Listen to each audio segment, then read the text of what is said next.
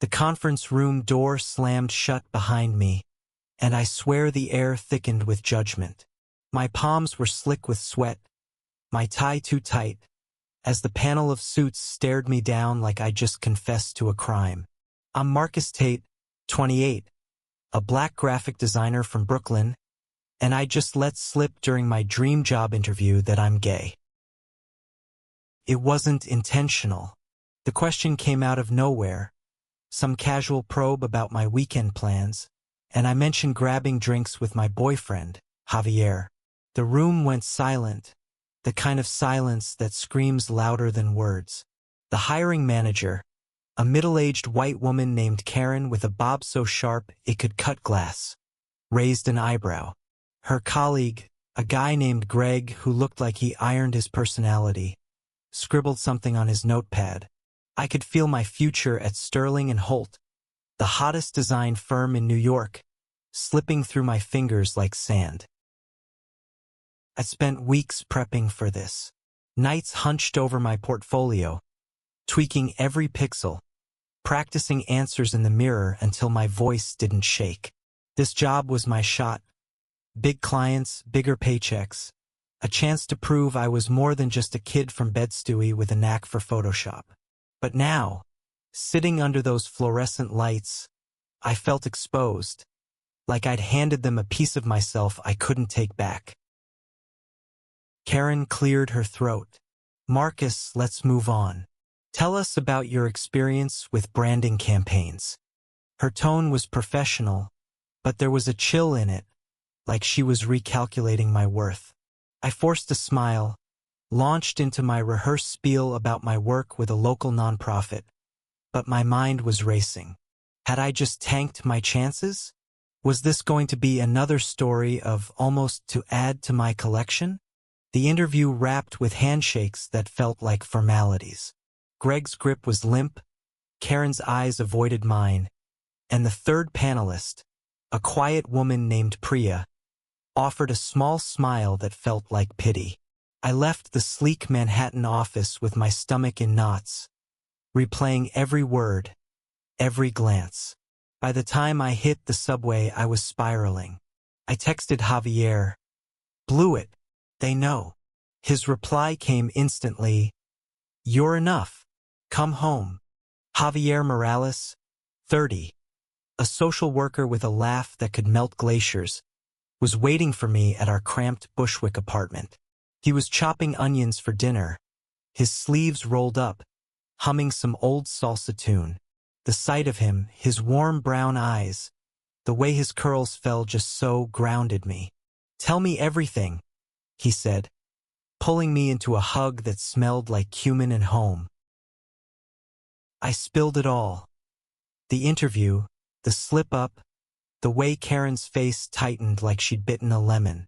Javier listened, nodding, his hand resting on mine. You didn't blow it, he said firmly. If they can't handle who you are, they don't deserve you. His words were a lifeline, but doubt still gnawed at me. What if they didn't call? What if I'd just thrown away my big break?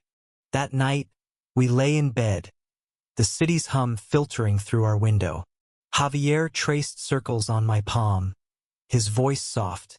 You're not just a designer, Marcus. You're a storyteller.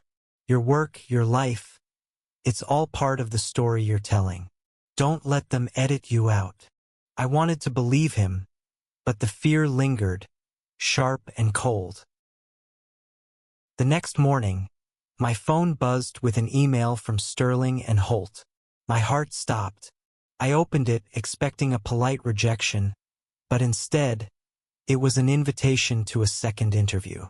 We were impressed with your portfolio, it read, and would like to discuss your potential role further. I stared at the screen, disbelief washing over me. Javier hooped, pulling me into a dance around our tiny living room. But even as we laughed, a question lingered. Why a second interview? Was this a chance or a trap? I showed up to the second interview in my best suit, nerves buzzing like live wires. This time it was just Karen and Priya in a smaller office, the vibe less formal but no less intense. Priya, a South Asian woman in her 40s with a calm presence, started with a question about my design process. I answered, gaining confidence, until Karen leaned forward, her eyes locking onto mine. "Marcus," she said, "we noticed you mentioned a personal detail last time. We want to ensure our workplace is inclusive. Can you speak to how your identity informs your work?" The question hit like a curveball. Was this a test? A chance to redeem myself or dig a deeper hole? I took a breath, thinking of Javier, of the stories I wanted to tell through my art. "My identity," I began, "is part of what makes me a better designer. Growing up Black and gay in Brooklyn, I learned to see the world through a lens of resilience and empathy. I design for people who feel unseen, because I know what that's like." The words poured out, raw and real. Priya nodded, her eyes warm, but Karen's expression was unreadable. When I left, I felt lighter, like I'd claimed a piece of myself back. But the waiting game began again, and doubt crept in. Days passed with no word. Javier kept me sane, dragging me to a queer art exhibit in Chelsea, where we laughed at pretentious sculptures and stole kisses in the gallery's corners. "They'll call," he said, his faith unwavering. "Your work speaks for itself." Then, on a rainy Thursday, my phone rang. It was Priya. "Marcus, we'd like to offer you the position," she said, her voice steady but kind. "Your perspective is exactly what we need." I was speechless, my heart pounding. But then she added, "There's something else. Can you come in tomorrow? We have a special project we'd like you to lead." I hung up, my mind reeling. A job offer. Project. What was the catch? I told Javier, and his eyes lit up. "This is it, Marcus. Your moment." But as we celebrated with cheap wine and takeout, I couldn't shake the feeling that something bigger was coming. Something that would change everything. The Sterling and Holt office buzzed with energy the next day, all glass walls and minimalist chic. I walked in, my portfolio tucked under my arm, feeling like I was stepping into a lion's den. Priya greeted me with a smile, but Karen's handshake was brisk, her eyes scanning me like she was still deciding if I belonged. We sat in a sleek meeting room, sunlight streaming through floor-to-ceiling windows. Priya slid a folder across the table. "Marcus, we're launching a campaign for a major nonprofit focused on LGBTQ plus youth," she said. "We want you to lead the creative direction." My jaw dropped. This wasn't just a job, it was a chance to make something that mattered. The nonprofit, called Bright Futures, aimed to provide safe spaces for queer teens across the U.S. Their new campaign needed a bold visual identity, something that screamed hope and defiance. Priya explained that my portfolio, gritty, vibrant designs rooted in community stories, had caught their eye. "Your perspective," she said, "could make this campaign resonate." Karen chimed in, her tone softer than before. "We're aware your identity came up in the first interview. We want to be clear, we value diversity here. This project needs someone who gets it." Her words sounded sincere, but there was a guarded edge to them, like she was still testing me. I nodded, my mind racing with ideas, bold colors, raw imagery, stories of kids like me who'd fought to be seen. Back home, I dove into research, sketching concepts late into the night. Javier sat beside me, offering feedback between bites of leftover pizza. "Make it real," he said, pointing to a sketch of two teens holding hands under a streetlight. "Show the world we're not just surviving, we're thriving." His words stuck with me, fueling every line I drew. The next week, I presented my initial concepts to the team. I'd created a series of posters featuring real queer youth, their faces fierce and unapologetic, with taglines like, "We are the future," and "Love is our revolution." Priya's eyes lit up, and even Karen gave a rare nod of approval. But then Greg, the notepad guy from my first interview, raised his hand. "These are bold," he said. "But are they too confrontational? We don't want to alienate our audience." I felt my chest tighten. Alienate who? The kids this campaign was for, or some imaginary conservative donor? I glanced at Priya, who gave me a subtle nod, urging me to speak. "With respect," I said, "this campaign isn't for people who need convincing. It's for the kids who need to see themselves as heroes." The room was quiet for a moment. Then Priya clapped. "That's exactly why we hired you, Marcus." The project consumed me. Days blurred into late nights at the office, collaborating with photographers, writers, and the Bright Futures team. One of their youth ambassadors, a 17-year-old trans girl named Aaliyah, became my muse. Her story, kicked out of her home in Ohio, now thriving in a New York shelter, mirrored mine in ways that hurt. I poured her resilience into the designs, her defiance into every color choice. But not everyone was on board. Greg kept pushing for safer designs, softer colors, less edge. During one meeting, he suggested replacing Aaliyah's portrait with a stock photo of a generic smiling teen. Pushed back hard. "This isn't about making people comfortable," I said. "It's about truth." Karen watched silently, her expression unreadable, but Priya backed me up. "Marcus is right. Authenticity is the point." Outside work, Javier was my rock.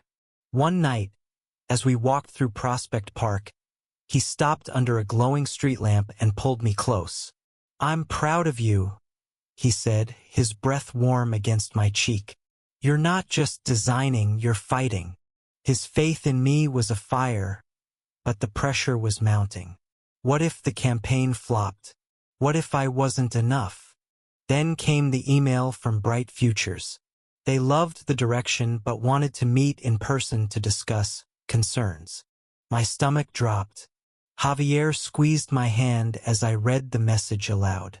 "It's just a meeting," he said, but his eyes betrayed his worry. I couldn't shake the feeling that this was more than feedback. It was a reckoning. The Bright Futures meeting was in a community center in Harlem, a vibrant space filled with art and voices. Aaliyah greeted me with a hug, her energy infectious, but the room felt charged with tension. The nonprofit's director, a black woman named Dr. Lena Carter, sat at the head of the table, her gaze steady but kind. Beside her was a board member, a white man named Richard, whose pinched expression set my nerves on edge. Dr. Carter started with praise. "Your designs are powerful, Marcus. They capture the spirit of our youth." But then Richard leaned forward, his voice clipped. "Some of our donors are concerned. The imagery, it's too bold, too political." There it was again, that word, too. Too gay, too black, too much. I felt my fists clench under the table. I glanced at Aaliyah, whose eyes burned with defiance. She spoke before I could. "Those designs are us," she said. "You want to water them down. You're watering down our stories." The room went quiet, and I felt a surge of pride. This 17-year-old was braver than half the adults I knew. Dr. Carter nodded. "Aaliyah's right, but we need to balance impact with funding. Can you tweak the designs without losing their heart?" It was a challenge, not a dismissal. I promised to revise, but inside, I was torn. How do you soften truth without diluting it? Back at Sterling and Holt, I worked with Priya to adjust the campaign.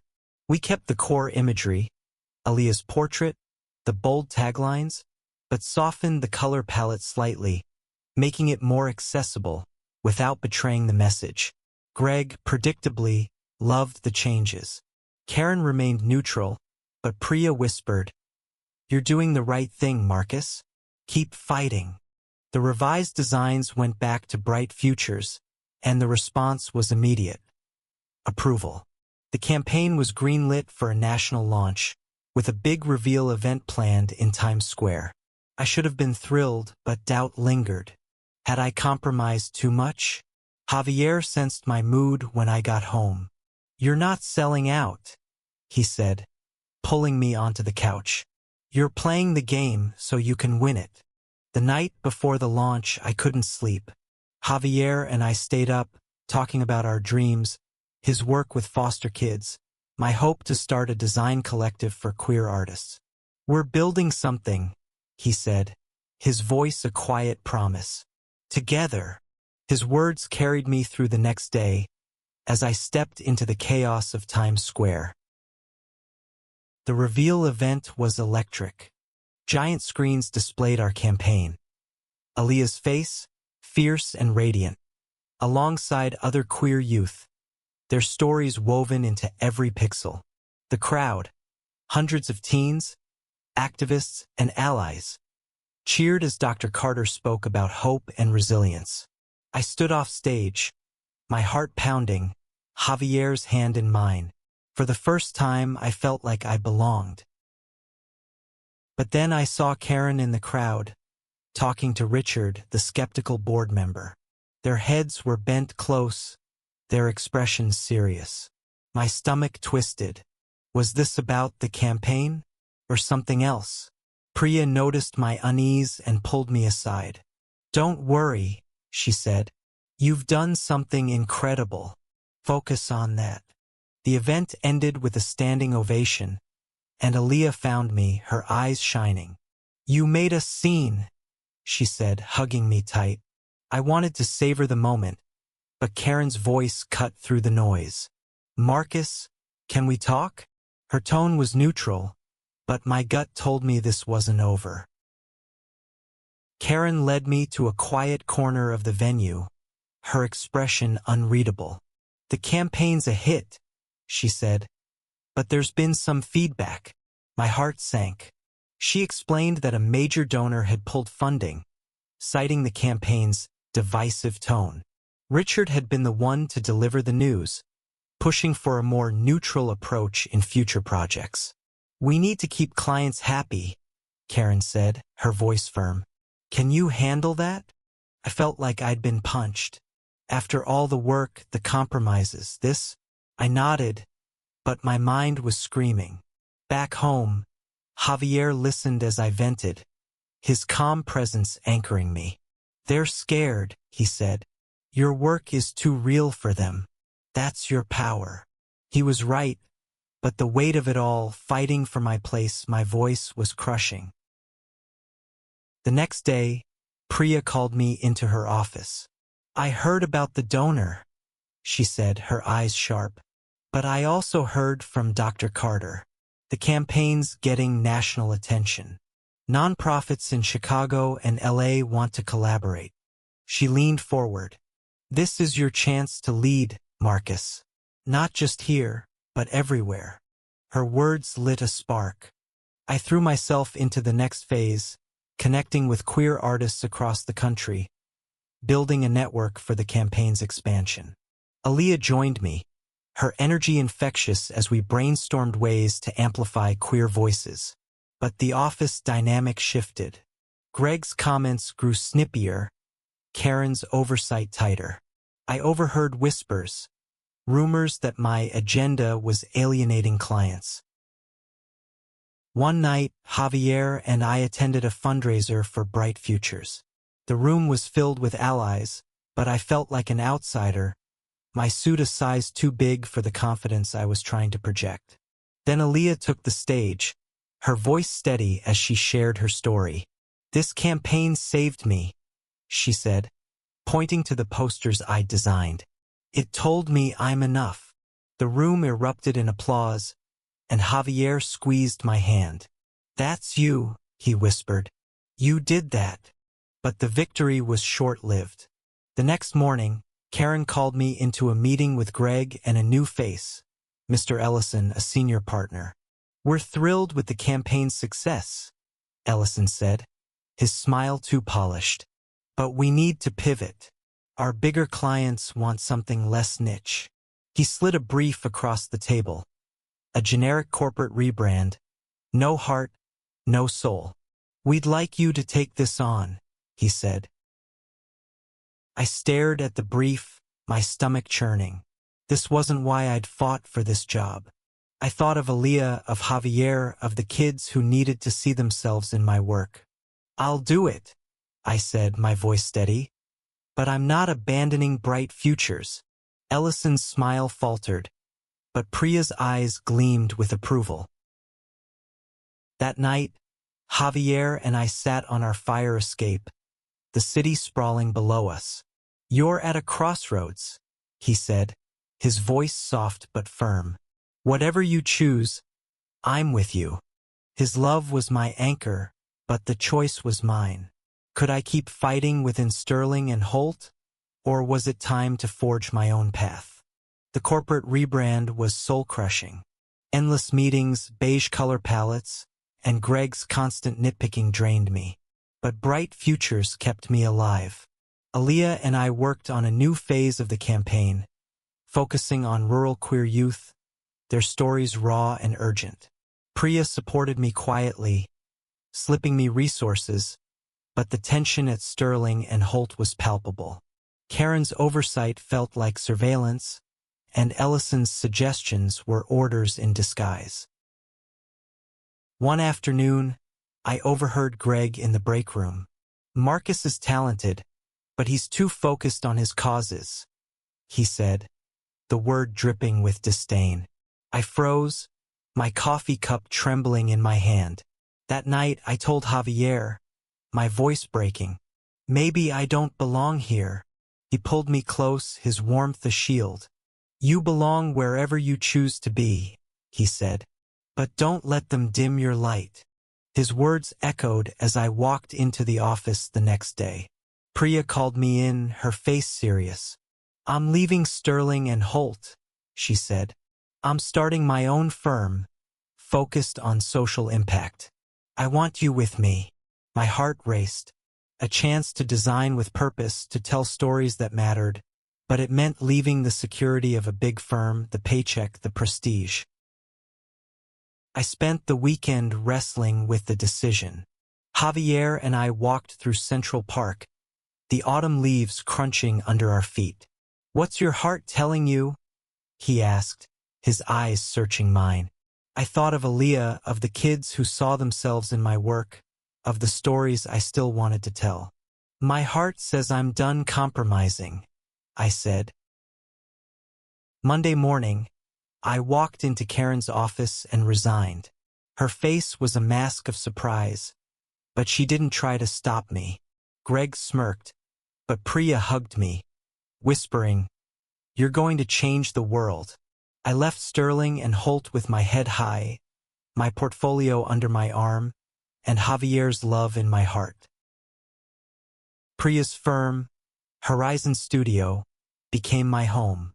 We launched with Bright Futures as our flagship client, building campaigns that shook the industry. Aaliyah joined us as a youth consultant, her voice shaping every project. The work was hard, the pay unsteady, but every design felt like a victory, a piece of my soul on display. One evening, Javier and I sat on a bench in Prospect Park, the same one where we'd shared countless moments. The golden light bathed us, and I felt whole, like I'd finally found my place. "You did it," Javier said, his smile radiant. "You told your story." I kissed him, the world fading away, knowing that whatever came next, we'd face it together. The campaign went viral, sparking conversations across the country. Letters poured in from queer youth, thanking us for making them feel seen. One night, as Javier and I read them together, tears in our eyes, I realized what had happened after that fateful interview. I hadn't just found a job. I'd found my purpose, my voice, my home, and that left me speechless.